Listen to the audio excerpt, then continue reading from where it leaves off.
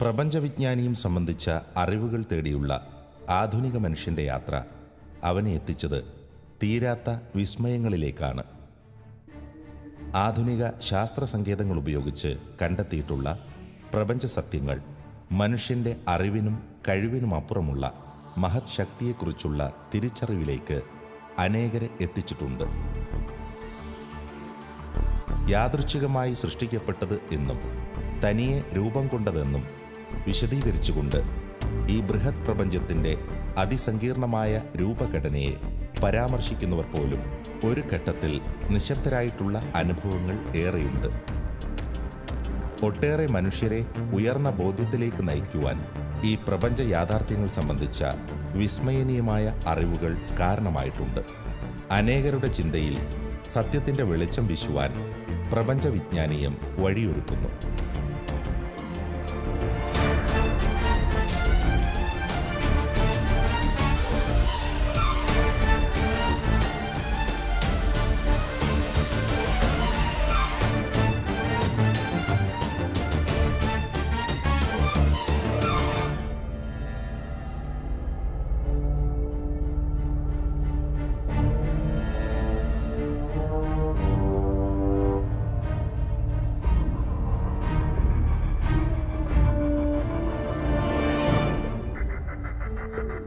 ഈ പ്രപഞ്ചത്തിൻ്റെ രൂപഘടന സംബന്ധിച്ച പൂർണ്ണതയുള്ള ഒരു ചിത്രം ഈ ആധുനിക ശാസ്ത്രലോകത്തിനും ലഭ്യമല്ല.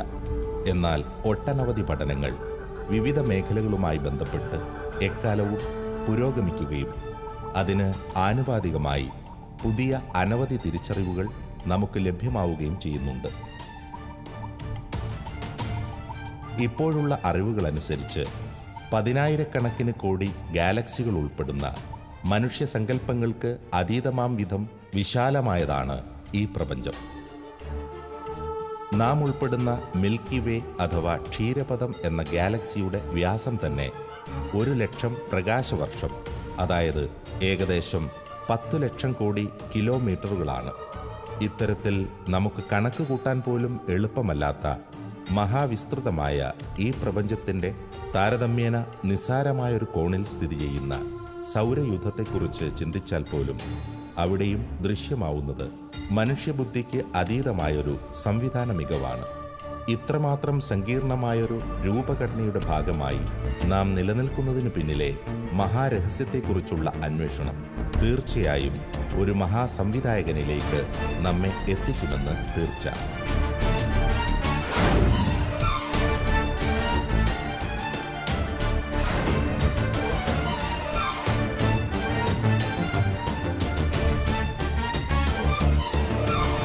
പന്തീരായിരം കോടി ഗാലക്സികൾ പേറുന്ന മഹാ ഒരു സംവിധാനമാണ് നമ്മുടെ ഈ ബ്രഹ്മാണ്ഡ പ്രപഞ്ചം എന്ന് പറയുന്നത്.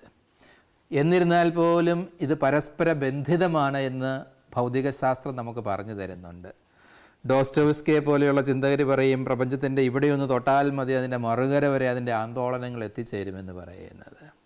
ഇതും നമ്മൾ കഴിഞ്ഞ ചർച്ചയിൽ നടത്തിയതുപോലെയുള്ള ആന്തരികമായ ഒരു ക്രമത്തിൻ്റെയും ബുദ്ധിപൂർവകമായ ഒരു രൂപകൽപ്പനയുടെയും ഒക്കെ വലിയൊരു ദൃഷ്ടാന്തമല്ലേ?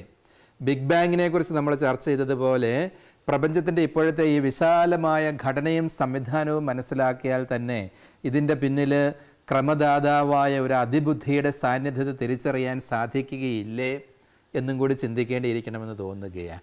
അതുകൊണ്ട് പ്രപഞ്ചത്തിൻ്റെ ഈ വിശാല ഘടനയെ നോക്കി എപ്രകാരമാണ് ഫൈൻ ട്യൂണിങ്ങിൻ്റെ ദൃഷ്ടാന്തങ്ങൾ നമുക്ക് വായിച്ചെടുക്കാൻ സാധിക്കുക എന്നും കൂടി അല്പമായിട്ടൊന്ന് വിശദീകരിക്കാമോ? നമ്മുടെ സൗരയൂഥം മിൽക്കി വേയിലാണ്. മിൽക്കി വേ എന്ന് പറഞ്ഞാൽ ക്ഷീരപഥം ഒരു ഗാലക്സിയാണ്. ആ ഗാലക്സിയുടെ വലിപ്പം എത്രയാണെന്ന് ചോദിച്ചാൽ അതിനൊരു സെൻട്രൽ ഡിസ്കുണ്ട്. ആ ഡിസ്കിൻ്റെ വലിപ്പം വ്യാസം 1,00,000 ലൈറ്റ് ഇയേഴ്സ് എന്ന് പറഞ്ഞാൽ ആ പ്രകാശത്തിന് ഒരു വശത്ത് നിന്ന് അങ്ങേയറ്റം വരെ ചെല്ലാനായിട്ടുള്ള സമയം 1,00,000 വർഷമാണ്. അതുപോലെ തന്നെ അതിന് വേറെ ചില ചുരുളൻ കൈകളുണ്ടെന്ന് പറയുന്നു, സ്പൈറൽ ആംസ്, 4 ചുരുളൻ കൈകളുണ്ട്. ഇത് നിറച്ച് നക്ഷത്രങ്ങളാണ്.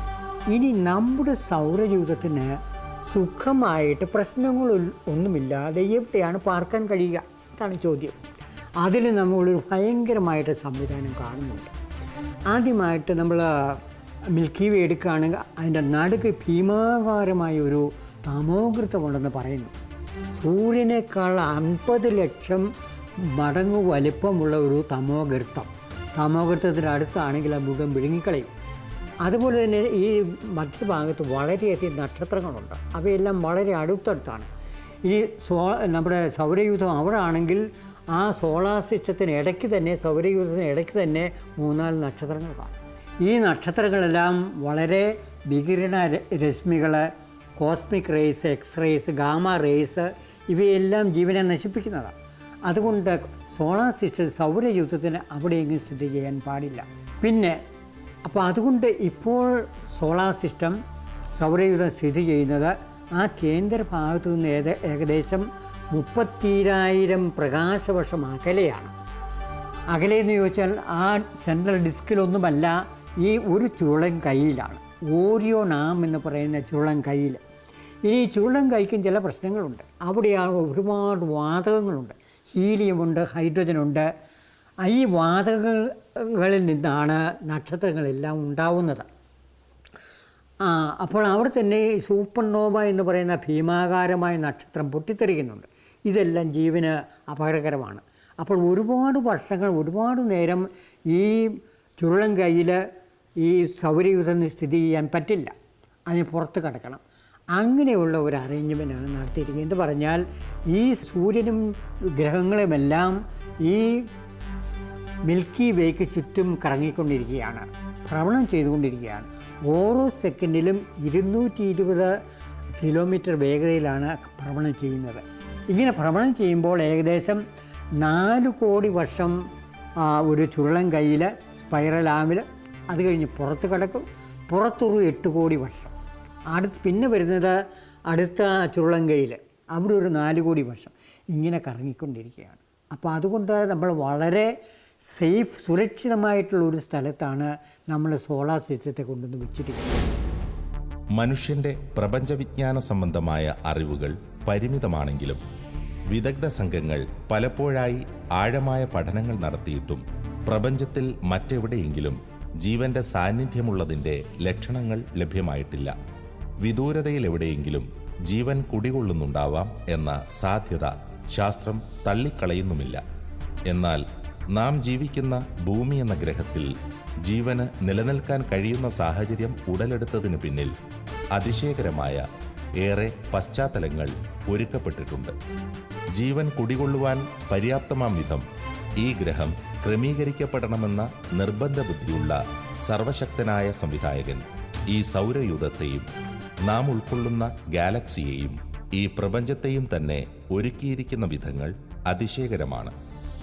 അത്രമാത്രം കരുതലോടെ ഒരുക്കപ്പെട്ടിരിക്കുന്ന സൂക്ഷ്മമായൊരു സംവിധാനമാണ് ഈ പ്രപഞ്ചം.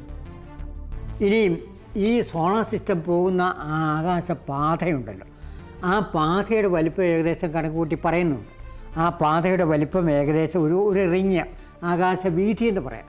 ആ ആകാശവീഥി 23 മുതൽ 29 വരെ പ്രകാശവർഷം വീതിയുള്ള ഒരു പാതയാണെന്നാണ് പറയുന്നത്. ഇനി നമുക്ക് ഇതാണ് സൗരയൂഥത്തിന് കഴിയാവുന്ന ഒരു പ്രദേശം, ഒരു മേഖല. അതിനെ ജീവസൗഹൃദ മേഖലയെന്ന് പറയാം. ഇതുപോലെ തന്നെ ജീവസൗഹൃദ സമയമുണ്ട്. ഈ മിൽക്കി വേ ഗാലക്സികളും മറ്റേ ഗാലക്സികളൊക്കെ തുടങ്ങിയത് ഏകദേശം 1100 കോടി അല്ലെങ്കിൽ 1200 കോടി വർഷങ്ങൾക്ക് മുമ്പാണ്. അന്ന് ഈ സൂപ്പർനോവ എന്ന് പറയുന്ന അതിഭീമമായ നക്ഷത്രങ്ങൾ ഒരുപാട് പൊട്ടിത്തെറിച്ചിരുന്നു. ആ പൊട്ടിത്തെറിയിൽ നിന്നാണ് സൗരയൂഥം ഉണ്ടായത് എന്നാണ് ശാസ്ത്രജ്ഞന്മാർ പറയുന്നത്. 2-3 വർഷം കൂടുമ്പോൾ ഈ സൂപ്പർനോവ പൊട്ടിത്തെറിക്കും. പ്രപഞ്ചത്തിലെ ഏറ്റവും വലിയൊരു സംഭവമാണ് ഈ സൂപ്പർനോവയുടെ പൊട്ടിത്തെറിക്കൽ, വിസ്ഫോടനം. അതൊരുപാട് വികിരണങ്ങൾ, രശ്മികൾ അയക്കുന്നുണ്ട്. അതെല്ലാം ജീവനെ നശിപ്പിക്കും. അപ്പോൾ ആദ്യം വളരെയധികം സൂപ്പർനോവകൾ പൊട്ടിത്തെറിച്ചു. ഇപ്പോഴാണെങ്കിൽ 50 വർഷം കൂടുമ്പോൾ ഒരെണ്ണം മാത്രമേ ഉള്ളൂ. അത് ജീവൻ നിലനിൽക്കാൻ വളരെ പ്രധാനപ്പെട്ട ഒരു കാര്യം. ഗാലക്സികളുടെ സമൂഹം ഉൾപ്പെടുന്ന ഗാലക്റ്റിക് ക്ലസ്റ്ററുകളായും ക്ലസ്റ്ററുകളുടെ സമൂഹം ഉൾപ്പെടുന്ന ഗാലക്റ്റിക് സൂപ്പർ ക്ലസ്റ്ററുകളായും തരംതിരിക്കപ്പെട്ടിരിക്കുന്ന ഈ പ്രപഞ്ചത്തിലെ എണ്ണമറ്റ ആകാശഗോളങ്ങൾക്കിടയിലെ പ്രതിഭാസങ്ങൾ അനവധിയാണ്. ജീവന് നിലനിൽക്കാൻ കഴിയുന്ന സാഹചര്യങ്ങൾ എവിടെയും തന്നെയില്ല എന്ന് പറയാം. എന്നാൽ നാം ഉൾപ്പെടുന്ന ക്ഷീരപഥം എന്ന ഗാലക്സി ഈ പ്രപഞ്ചത്തിൽ സ്ഥിതി ചെയ്യുന്ന ഭാഗം തന്നെ വളരെ പ്രത്യേകതയുള്ളതാണ്. ജീവൻ സംരക്ഷിക്കപ്പെടാൻ തക്കതായ സാഹചര്യങ്ങളും രൂപഘടനയും നാം ഉൾക്കൊള്ളുന്ന ഗാലക്റ്റിക് ക്ലസ്റ്ററിന് മാത്രം സ്വന്തമാണ്. ഇനി വേറെ ഒരു കാര്യം എന്താണെന്ന് ചോദിച്ചാൽ, ഈ മിൽക്കി വേ എവിടെയാണ് കൊണ്ടുവന്ന് വെച്ചിരിക്കുന്നത്? നേരത്തെ ഒരു പ്രാവശ്യം സൂചിപ്പിക്കുകയുണ്ടായി, ഗാലക്സികളെല്ലാം കൂട്ടം കൂട്ടമായിട്ടാണ്. അപ്പോൾ ഗാലക്സി കൂട്ടങ്ങൾ, പല ഗാലക്സി കൂട്ടങ്ങളുണ്ട്. സാധാരണ ഗാലക്സി കൂട്ടങ്ങൾ വളരെ വലുതാണ്. ചിലപ്പോൾ ആയിരക്കണക്കിന്, പതിനായിരക്കണക്കിന് ഭീമാകാരമായ ഗാലക്സികളുണ്ട്. അവയെല്ലാം കൂടെ വളരെയധികം ഊർജ്ജം വികിരണം ചെയ്യുന്നുണ്ട്. ഒരുപാട് ഗുരുത്വാകർഷണമുണ്ട്. അതുപോലെ തന്നെ വളരെയധികം രശ്മികൾ, കോസ്മിക് റേസ് പുറപ്പെടുവിക്കുന്നുണ്ട്. നമ്മുടെ ഈ മിൽക്കി വേ അതിനടുത്തായിരുന്നെങ്കിൽ മുഴുവൻ നശിച്ചു പോയിരുന്നു. അതിന് പകരം നമുക്ക് കിട്ടിയിട്ടുള്ളത് ഒരു ചെറിയ ഗാലക്സി കൂട്ടം. അതിനകത്ത് 35 ഗാലക്സികളേ ഉള്ളൂ. 2 വലുതായിട്ടുള്ളൂ, നമ്മുടെ മിൽക്കി വേയും അതുപോലെ തന്നെ ആൻഡ്രോമീഡ എന്ന് പറയുന്ന ഗാലക്സി. പിന്നുള്ളതെല്ലാം വളരെ ചെറുതാണ്. ആ വളരെ ചെറുതുള്ള വളരെ ദൂരെയാണ്. കാരണം ഈ മിൽക്കി വേക്ക് ഞാൻ പറയുകയുണ്ടായി, അവയ്ക്ക് ചുരുളൻ കൈകളുണ്ട്. ഈ ചുരുളൻ കൈകൾ മുഴുവൻ വാതകങ്ങൾ. ഇതിനെ ഒന്നും ബാക്കി ഗാലക്സികൾ നശിപ്പിക്കുകയില്ല, അവയുടെ ഗുരുത്വാകർഷണങ്ങൾ വരെ നശിപ്പിക്കുകയില്ല. അപ്പോൾ നമ്മൾ നോക്കിയാൽ നമുക്ക് കാണാവുന്നത്, ഒന്നാമത് നമ്മൾ കാണുന്നത് ഈ സൗരയൂഥം തന്നെ വളരെ സുരക്ഷിതമായ ഒരു സ്ഥാനത്താണ് കൊണ്ടുവന്ന് വെച്ചിരിക്കുന്നത് മിൽക്കി വേയിൽ. അതുപോലെ തന്നെ മിൽക്കി വേ ആണെങ്കിലും വളരെ സുരക്ഷിതമായ ഒരു സ്ഥാനത്ത് കൊണ്ടുവച്ചിരിക്കും. എന്ന് പറഞ്ഞാൽ ചെറിയ ഗാലക്സി കൂട്ടം അതിനകത്ത് കൊണ്ടുവന്ന് വയ്ക്കും. അപ്പോൾ നമുക്കൊരു വലിയൊരു എന്തോ സ്പെഷ്യലാണെന്നാണ് പറയുന്നത്. നമ്മുടെ ഗാലക്സി കൂട്ടം സ്പെഷ്യലാണ്.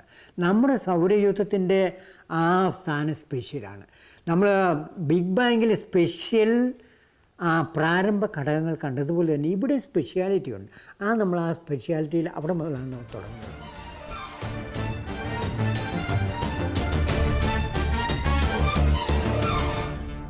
ആഴമേറിയ ചിന്തകളിൽ നിന്ന് ചില ശാസ്ത്ര ചിന്തകർ തന്നെ രൂപം നൽകിയിട്ടുള്ള മാനവകേന്ദ്രീകൃതങ്ങളായ തത്വശാസ്ത്രങ്ങളുണ്ട്. ഈ പ്രപഞ്ചം സൃഷ്ടിക്കപ്പെട്ടതുപോലും സൃഷ്ടിയുടെ മകുടം എന്ന് വിശേഷിപ്പിക്കപ്പെടുന്ന മനുഷ്യന് ജന്മം നൽകുവാൻ വേണ്ടിയാണെന്ന് അവർ വാദിക്കുന്നു. വളരെ ബുദ്ധിപൂർവമായി രൂപം നൽകപ്പെട്ടിരിക്കുന്ന ഈ പ്രപഞ്ചത്തിൻ്റെ പിന്നിലെ ചില വിസ്മയനീയമായ യാഥാർത്ഥ്യങ്ങളെക്കുറിച്ചുള്ള ബോധ്യങ്ങളാണ് അവരെ അത്തരം സിദ്ധാന്തങ്ങളിലേക്ക് നയിച്ചിട്ടുള്ളത്. ഫൈൻ ട്യൂൺഡ് യൂണിവേഴ്സിനോട് വളരെ ബന്ധപ്പെട്ട ഒരു പ്രിൻസിപ്പിളാണ് ആന്ത്രോപിക് പ്രിൻസിപ്പിൾ. അത് മാനവിക തത്വം. ഇത് പ്രപ്പോസ് ചെയ്തിട്ട് അധികം കാലമായിട്ടില്ല. ബാരോ എന്ന് പറഞ്ഞൊരു സയൻറ്റിസ്റ്റും ടിപ്ലർ എന്ന് പറഞ്ഞൊരു സയൻറ്റിസ്റ്റും ആണ് ഇതിൻ്റെ പ്രധാനപ്പെട്ട പ്രൊപ്പോണൻസ്. ഇതിൻ്റെ ബേസിക് ഐഡിയ ഇതാണ്, മാനവിക തത്വത്തിൻ്റെ ബേസിക് ഐഡിയ ഇതാണ്: ഈ പ്രപഞ്ചത്തിൻ്റെ ഘടകങ്ങളും ഈ പ്രപഞ്ചത്തിൻ്റെ വികാസവും ഇത് നടക്കുന്ന എല്ലാ തരത്തിലുള്ള കാര്യങ്ങളും മനുഷ്യന് ജന്മം കൊടുക്കുന്നതിന് വേണ്ടിയിട്ട് ആസൂത്രണം ചെയ്തിരിക്കുന്നവയാണ്. ഈ സംഗതികൾക്ക് ഈ ആസൂത്രണത്തിന് എന്തെങ്കിലും അല്പം വ്യത്യാസം വരുമായിരുന്നെങ്കിൽ നമ്മുടെ ലോകത്തിൻ്റെ സ്ഥിതി വേറൊന്നാകുമായിരുന്നു. ആ പരിസ്ഥിതിയിൽ മനുഷ്യന് ജന്മം എടുക്കാൻ സാധിക്കുകയില്ലായിരുന്നു എന്നാണ് ഇതിൻ്റെ പ്രധാനപ്പെട്ട തത്വം. ഇതിന് പല വേർഷൻസ് ഉണ്ട്. പല തരത്തിൽ ആൾക്കാർ ഇതിനെപ്പറ്റി പരാമർശിച്ചേക്കാം, ഇതിന് വ്യാഖ്യാനം തന്നേക്കാം. പക്ഷേ ബേസിക് ഐഡിയ ഇതാണ്: നമ്മുടെ യൂണിവേഴ്സിൻ്റെ എല്ലാ പ്രവർത്തനങ്ങളും ഒരു ലക്ഷ്യമേ ഉള്ളൂ. ആ ലക്ഷ്യം ഇതാണ്: മനുഷ്യന് ജന്മം കൊടുക്കുക. ഈ പ്രിൻസിപ്പിൾ നമ്മൾ ഓർത്ത് നോക്കുമ്പോൾ ഈ പ്രിൻസിപ്പിളിന് കുറച്ച് വാല്യൂ ഉണ്ട്. കാരണം പല സംഗതികളും പറ്റിയും നമ്മൾ ചിന്തിക്കുമ്പോൾ ഈ principle, Anthropic principle, fine tuning, ഇതൊക്കെ ശരിയാണെന്ന് തോന്നിപ്പോകുന്നു. പലതരത്തിലുള്ള എക്സാമ്പിൾസും സപ്പോർട്ട് എവിഡൻസും നമുക്ക് കൊടുക്കാൻ സാധിക്കും. പക്ഷേ അതേസമയം ക്രിറ്റിക്സ് ചൂണ്ടിക്കാണിക്കുന്നുണ്ട് ഇതിൽ പല പ്രോബ്ലംസ് ഉണ്ട്.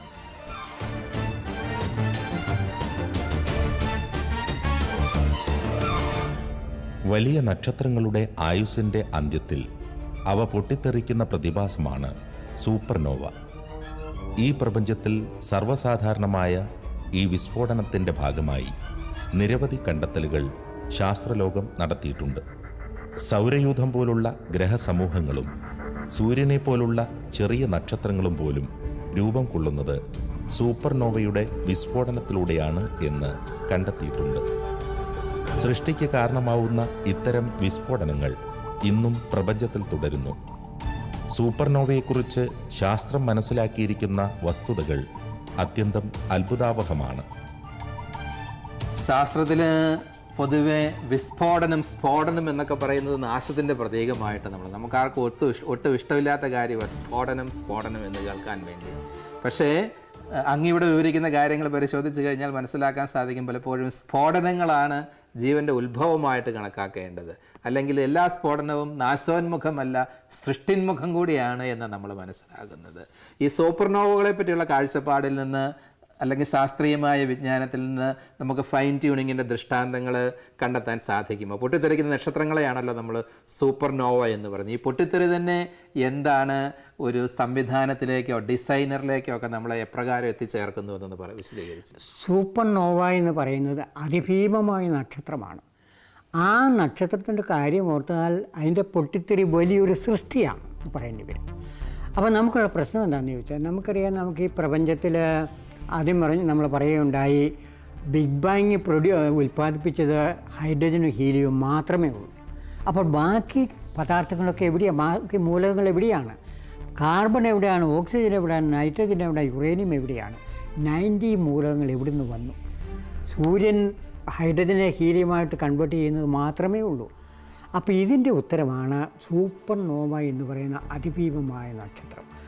ആ നക്ഷത്രം സൂര്യനേക്കാൾ പല മടങ്ങ് വലുതാണ്. ആ നക്ഷത്രവും ആദ്യം ഹൈഡ്രജനെ ഹീലിയമായിട്ട് മാറ്റുന്നു, എല്ലാം ന്യൂക്ലിയർ പ്രോസസ്സ്.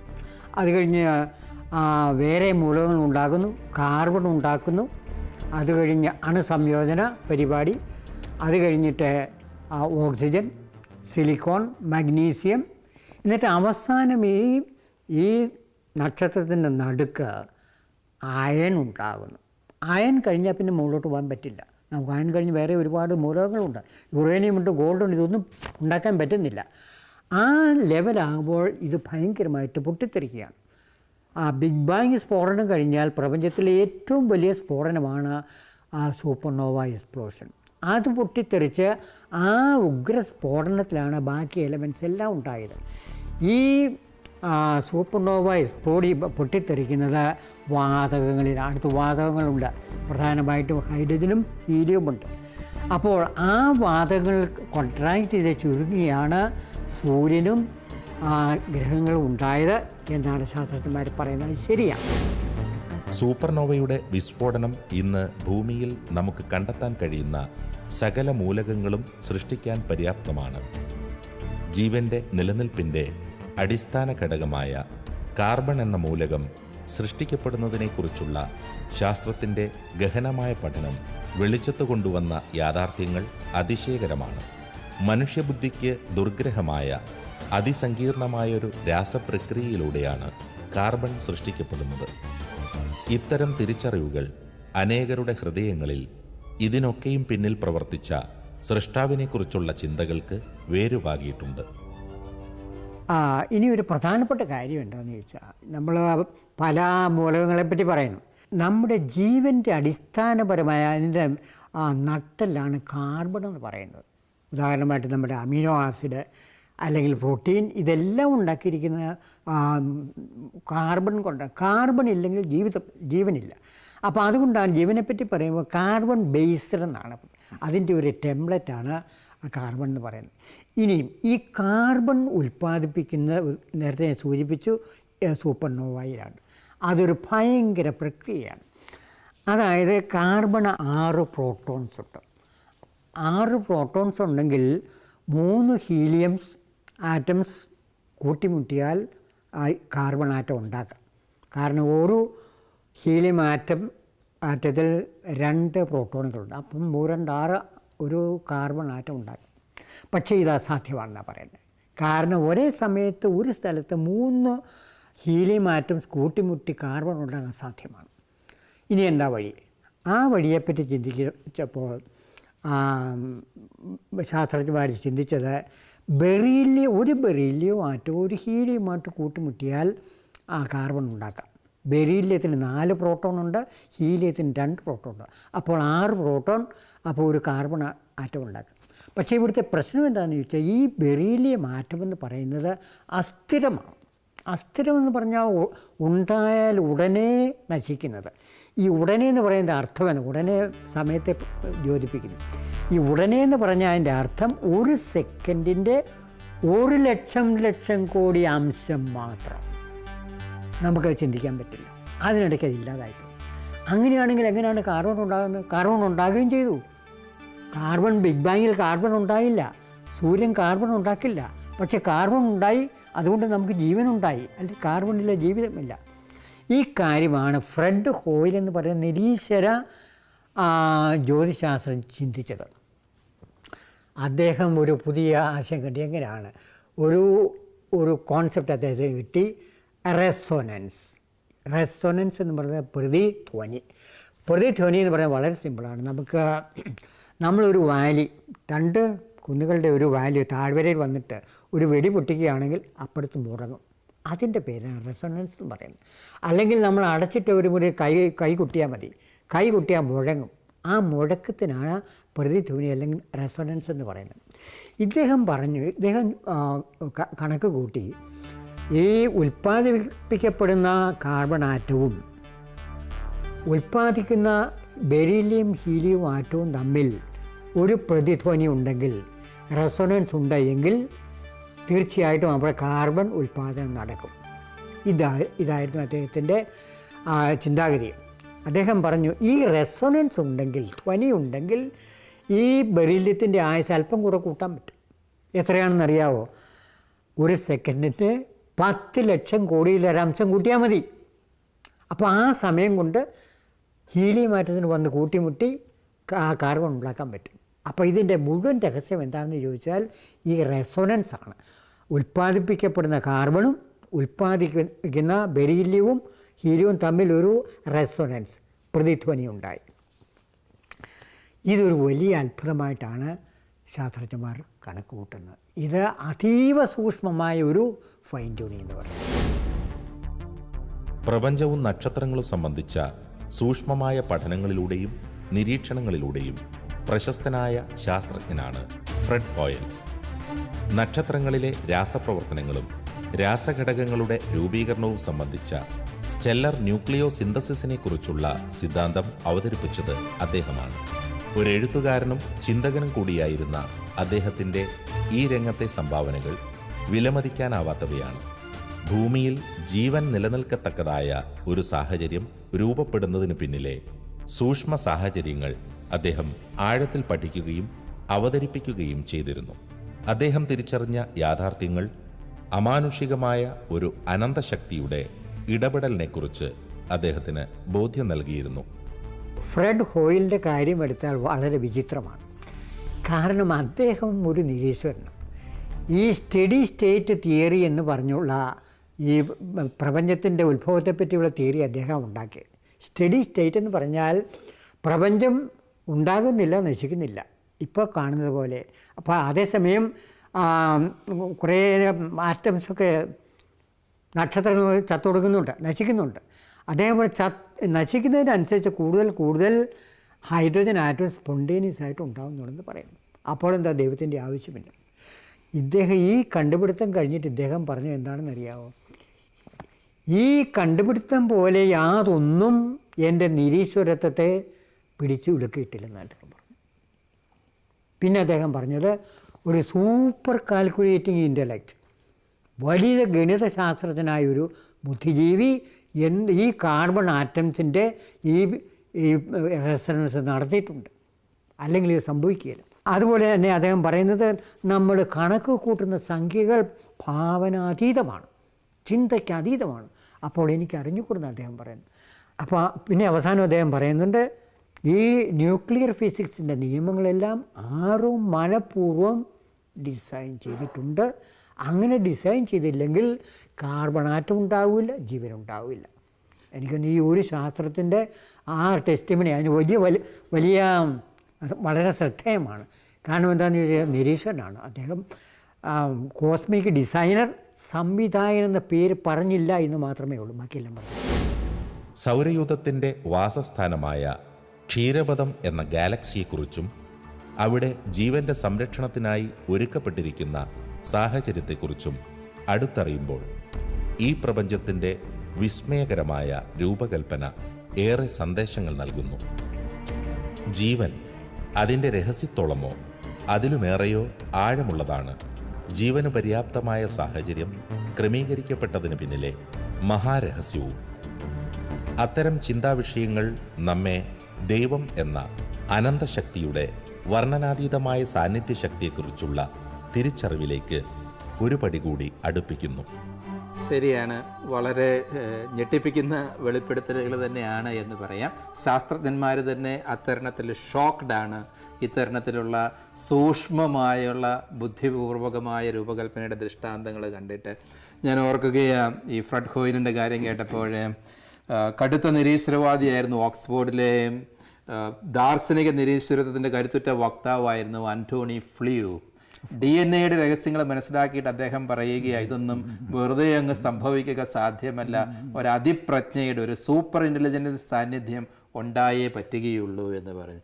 ജീവൻ്റെ രഹസ്യങ്ങൾ മനസ്സിലാക്കി ആൻ്റണി ഫ്ലിയു ഒരു ഇൻ്റലിജൻ്റ് ബീയിങ്ങിനെ അസ്തിത്വത്തെ അംഗീകരിച്ചു എന്ന് പറഞ്ഞതുപോലെ ഇദ്ദേഹം പ്രത്യക്ഷത്തിൽ അംഗീകരിച്ചില്ലെങ്കിലും ഏതാണ്ട് അതിൻ്റെ ഉമ്മറപ്പടിക്കലാണ് എത്തി നിൽക്കുന്നത് എന്ന് നമുക്ക് പറയാം.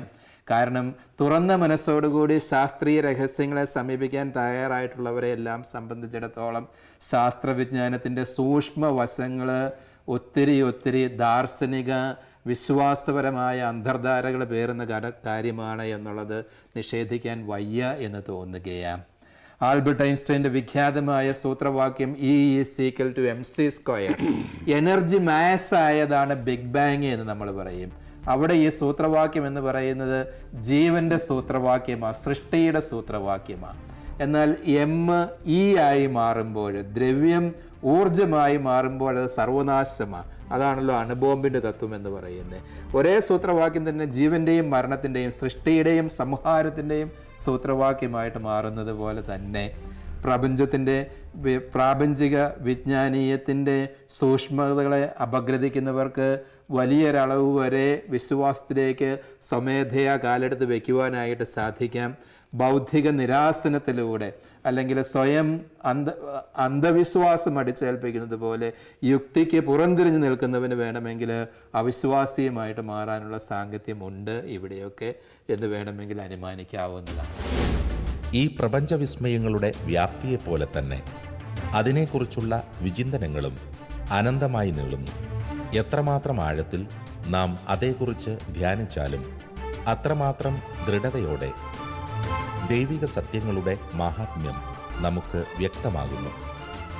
ഏറ്റവും സൂക്ഷ്മതയോടെയും കൃത്യതയോടെയും സൃഷ്ടിക്കപ്പെടുകയും പരിപാലിക്കപ്പെടുകയും അതോടൊപ്പം സൃഷ്ടികർമ്മത്തിൻ്റെ ക്രിയാത്മകത തുടർന്നുകൊണ്ടിരിക്കുകയും ചെയ്യുന്ന ഈ പ്രപഞ്ച വിസ്മയങ്ങളെക്കുറിച്ചുള്ള നമ്മുടെ പഠനങ്ങൾ തുടരുന്നു.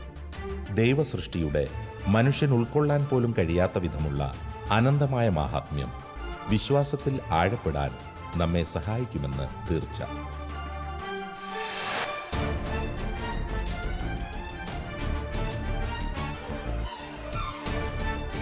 ഈ സൂര്യൻ എന്ന നക്ഷത്രം 5 കോടി വർഷമായിട്ട് കത്തിയെരിയുന്നു. 500 കോടി വർഷം ഇനിയും കത്തിയെരിഞ്ഞുകൊണ്ടേയിരിക്കും. ഇത് ഫൈൻ ട്യൂൺഡാണ്, കൃത്യമായിട്ട് അറേഞ്ച് ചെയ്താണ് ഈ കത്തിയെരിച്ചിൽ. അതായത് ഈ കത്തിയെരിച്ചിൽ ഗുരുത്വാകർഷണ ബലത്തെ ആശ്രയിച്ചിരിക്കുന്നു. അദ്ദേഹം പറയുന്നുണ്ട്, no one who has studied the forces of nature can deny that the world about us is the manifestation of something very, very clever indeed. ജീവൻ്റെ പരിണാമത്തിന് പ്രത്യേകിച്ച് നിയമങ്ങളില്ല. ഏകദേശം അട്ട നടക്കുന്ന പോലെയാണ് ജീവൻ്റെ പരിണാമം. അട്ടയ്ക്ക് കണ്ണില്ല. അപ്പോൾ അട്ട കുറച്ചങ്ങോട്ട് നടക്കുമ്പോൾ ഒരു തടസ്സം കാണും, പുറകോട്ട് വരും, പിന്നെ കുറച്ചുകൂടി മുന്നോട്ട് പോകും, മുന്നോട്ട് പോകും, പിന്നെ തടസ്സം കാണും. അങ്ങനെ മുന്നോട്ട് പോയി അവസാനം മനുഷ്യനിലെത്തിച്ചേരും. അപ്പോൾ ബ്രാൻഡൻ കാർട്ടർ പറയുന്നത് അത്യപൂർവമാണ്.